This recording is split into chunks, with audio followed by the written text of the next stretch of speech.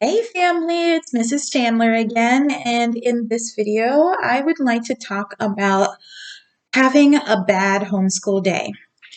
So I've already talked to you guys about, how homeschooling should be really happy and, it should be an experience that is enjoyable because you are just living your best life.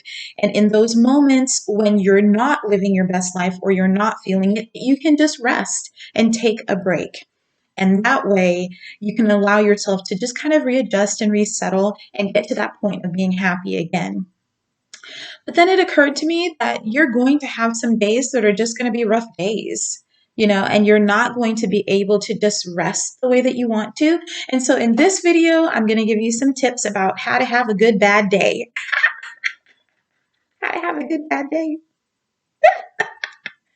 So the reason I'm doing this video is because yesterday I had a bad day. I had a really bad day. Like I was questioning whether or not I was a good mother, a good human, whether I was supposed to be doing this. Is it worth it?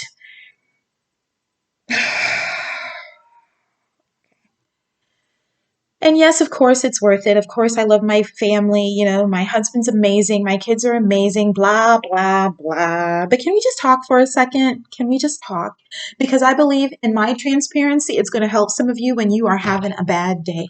And bad days happen. They're going to happen. You're going to look at those little tax deductions and go, oh, I could have just had a dog.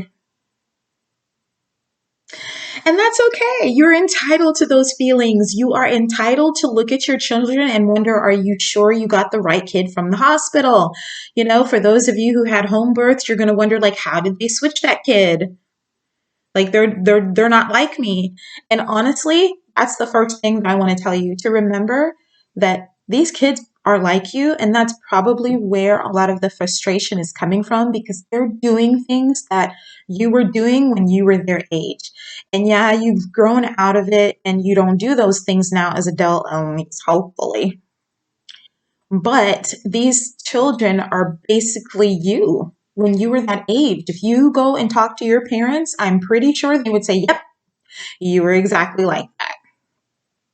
And it's really hard for us to look at them and think like, wait, I was never like that. I fell from heaven in a lightning bolt. I was perfect. No, I wasn't. Actually, it was pretty mean. But, I look at my kids and I'm just like, why are you doing that? Okay, I actually said to my child, I was like, help me parent you. Tell me what I need to do to make you a good human. I don't want you to grow up to be a serial killer. You know what I mean? I've actually looked at my child and said, look, run away and see if you can find a better family if this one's not working out for you. Don't judge me. Don't judge me. Like, you will have those moments. And what can you do? What can you do? Anytime you experience a conflict or an issue with your children, you're going to have to teach them how to resolve it.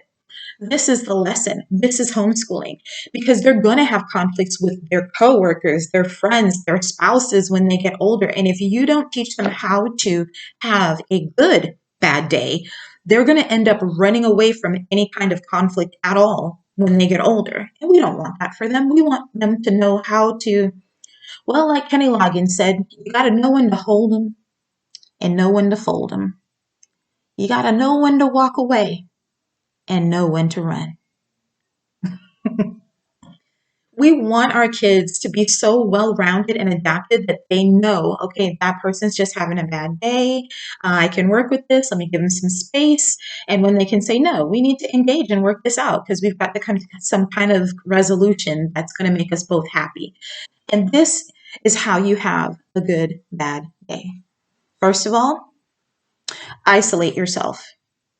Isolate yourself. If at all possible, you need space. Don't try to sit in this situation and keep like ramming your head against the wall trying to resolve something when in that environment, in that situation, in that space and moment and time, you're just mad. You don't want to say something you'll regret. You don't want to speak something into their little spirits that you're going to regret later, you know? Um, and it'll happen, and you'll have to go back and apologize later, like I do. But if you can help it, like my kids can make me use some profanity sometimes, except that my husband's grandma Peaches said that ass, hell, and damn are not curse words because they're in the Bible. So I kind of feel like those are just forms of expression. Like you can have your own opinion, but that's what Grandma Peaches said. So I kind of feel like I can get away with that. But sometimes, I level up and I feel like saying, like shut the front door and fudge lover and, like all sorts of craziness, like pickle poker, like I say all sorts of craziness because I'm angry. And so in those situations, whatever it is can wait until after I've removed myself from the situation and I've calmed down. Because I don't want to say or do something that's going to be like have ramifications that I'm going to have more work to do afterwards in rebuilding and correcting that moment. So I'd rather just go ahead and take my time, like time out, flag on the play. Let me go someplace and just be by myself for a minute. And then when you're by yourself, just really think, okay, what just happened? Like you're going to really have to think, why am I upset? They're not going to be children forever. This conversation is just a moment in time. It's going to be done with, whatever it was. And you're still going to have to figure out a way to teach them how to behave appropriately, to teach them how to communicate right or be obedient or whatever the thing is, be respectful, whatever that thing was that got you on that page. You're still going to have to teach them that.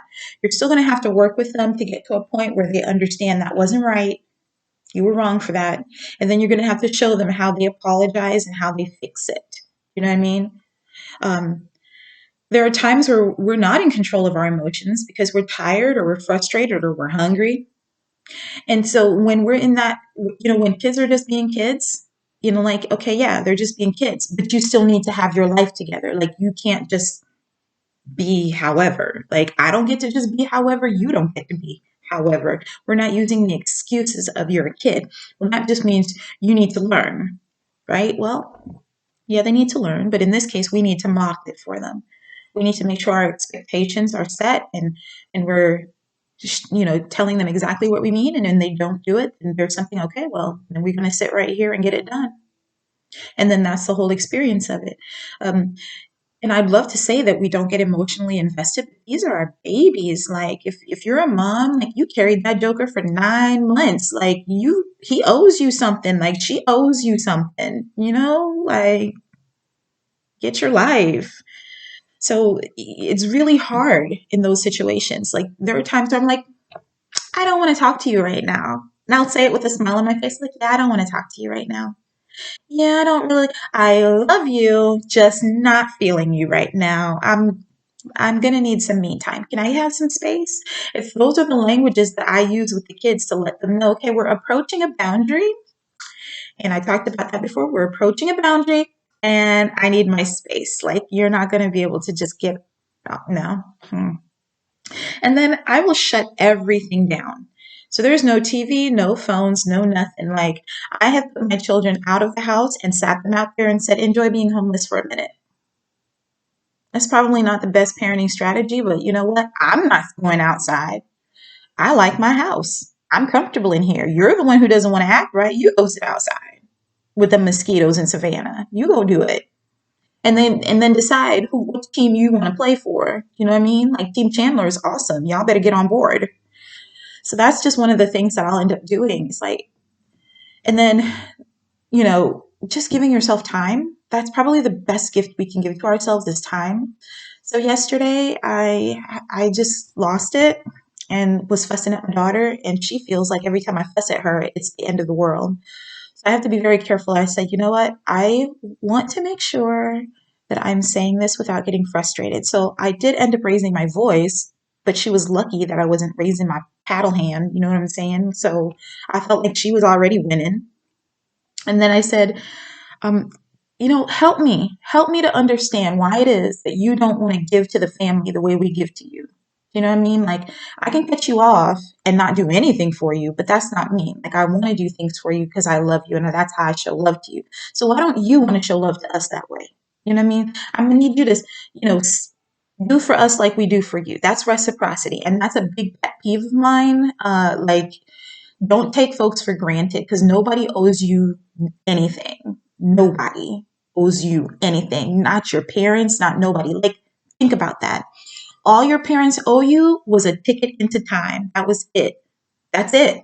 They don't owe you anything else after that.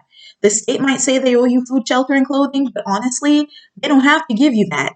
They don't have to give you high quality of that. They don't have to do anything. They could leave you at the fire station if they wanted to. They don't owe you anything. So anything that you get from your family, be grateful for. Help them out. Clean my bathroom for me. Is that too much to ask? You know what I mean? Like if I'm doing things for you, do them for me. So when I get into those moments where I'm looking like, okay, you don't want to be here. Okay. You have to have some type of strategy in mind. So, okay, when this happens, and it will happen, and it will happen more than once, these kids, they do the same dumb thing over and over again. Am I lying? So when they do it, you have to have your response already situated. And my mother, she did not lose her temper often. But this is what she did. She was queen of guilt. She would do like this. Well, I guess this is what it looks like when a child does not love her mother. And she would just walk off. And I remember thinking to me, no, I do love you, mommy. And I mean, oh my gosh, she was the queen of that. Like, she would never really have to do anything to us other than make me feel so guilty. And, I've adopted that um, into my own parenting practices of making my children feel guilty whenever they make me unhappy. But what else? I mean, what else could I do? I'll use any tricks available to me, y'all. Like, I will use anything available to me to make sure that I survive the day. But at the end of the time, I'm like, I don't even want to be around my family right now. Like, I was literally in tears. Like, I couldn't talk to anybody, not on the phone, not in person. We had to go to a basketball game. I was like, I'm going to stay in the car. Like, I am in no mood for human contact. Like, humans suck. Like, I was really on that page and I was just like, I'm probably raising a serial killer. I don't even know. Like, these are the things that you go through when you're having a really bad day. So, like, yes, sometimes it feels good to just crawl into the hole and just to scream out any like horrible, mean, ugly thing that you want to say and all by yourself so nobody hears you. And then you come back out and you're like, okay, can we talk about this? Can we negotiate? Because every relationship is a negotiation. Okay, I want this, this, and this. So, how are we going to get me that? you know, I think that one of the biggest things that we have to remember is that our children have to earn things from us, right? They have to earn it. And so, in order to have, a bad day be not as bad, as what I'm calling it, is to have a good bad day, you're going to have to give yourself the time to just be away from everybody.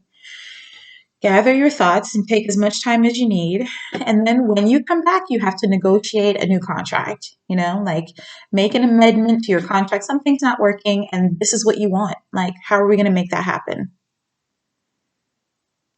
This is what I want. I mean, I have older kids, so it's a little bit easier, but even with younger kids, there is no reason why you cannot withhold your good things because they're being bad. Right? Just withhold your good presence, your good attitude, your calming and comforting, spirit. Withhold it until they get it all the way together. And then they give you good behavior, you give them good loving.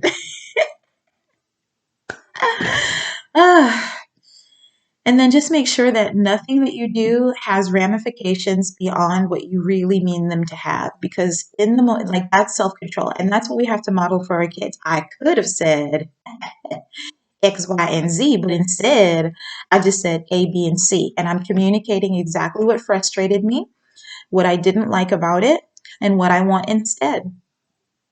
I'm looking at the situation less emotionally. And if I am emotional, I am taking some time away to myself and saying, wait right there. I'll be back. And they might be waiting there for an hour, but wait right there. I'll be back. We'll address this whole issue when I return. you know and that's how you have a good bad day. Bad days are going to come. You're going to have disagreements with your spouse. You're going to have something a family member or a friend said that's just going to kind of stick in your ear, and then the next time anybody does something to trigger you, you're just going to go snap off like monkey crazy, and that's okay. That's going to happen. That is one of the parts of being a human, so just go ahead and be human. um, but remember, we do have to come back from those things. We leave an impression on our children whenever we go snap off, and then we have to come back and apologize. So we want to teach them how to do it with grace and dignity and respect, making sure we're getting what we need and that they are providing what we need, and we're communicating that effectively. And that's how you have a good bad day. You're going to take the time, and then you're going to come back and address it. You're not going to let some people said, like, don't let the sun go down on your anger, because like that person could get smothered in their sleep with a pillow, and then you would never see them again because you're serving 20 to life. Yeah. That's true. And there's really nothing that is so upsetting that you can't just come back from it. Like when my kids are fighting or disagreeing about something, I used to go, okay, fight to the death and I'll raise whoever's left. Again, probably not the best parenting strategy. But that's what I would tell them. I was like, oh, you don't want to fight to the death? Then clearly it's not important. Let's work it out. You got to know your kids, though, because some of them could potentially fight to the death and then say, Mommy told me to. Don't try that. Don't try that at home. You know your kids. But for me, I used to, have to do things like that, because to me, it's like, why wouldn't you just support your family and help your family? Like, that boggles my mind. That's like the saying goes, like, it's like pooping where you eat. You know what I mean? Like, who does that? Take care of your own house. Like, it takes care of you. To me, that's like mind boggling. But it's like I said, I blame Disney Channel and cow's milk. We have what we have in these kids. You know what I mean? You look at them and you think, this kid's really not gonna make it. But you just hold out hope. Like, whatever it is their journey entails, like, you're just gonna have to go along for the ride and hope that, no, have faith that what you're doing is absolutely the right thing. I've said it before, if the good creator of all things said, you are going to be the portal through which this child enters the world, and you are going to be their guardian and overseer for the time that they're here, then you must have something they need. So it's okay. Just take some time to learn yourself, what your needs are, what your limits are, what your boundaries need to be, so that you are well. And when you have a bad day, let it ride. You're going to have them, and it's going to be okay. Just don't do anything too crazy. You know what I mean? Because I don't have your bail money.